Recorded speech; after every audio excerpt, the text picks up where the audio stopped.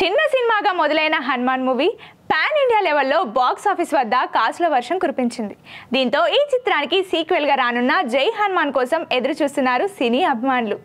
తాజాగా జై హనుమాన్ నుంచి బిగ్ అప్డేట్ రానుందని సమాచారం.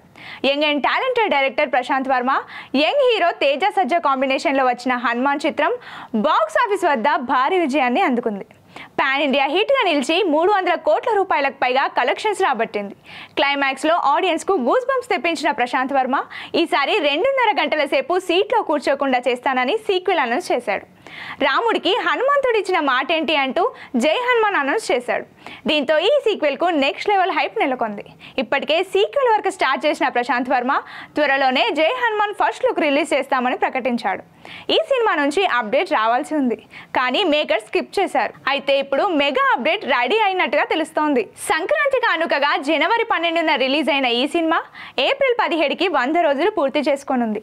దీంతో 100 రోజులు పూర్తి చేసుకున్న సందర్భంగా జై హనుమాన్ అప్డేట్ వచ్చే ఛాన్స్ ఉంది. అదే రోజు శ్రీరామనవమి కూడా కావడంతో జై హనుమాన్ నుంచి బిగ్ అప్డేట్ వచ్చే అవకాశాలు ఎక్కువగా ఉన్నాయి.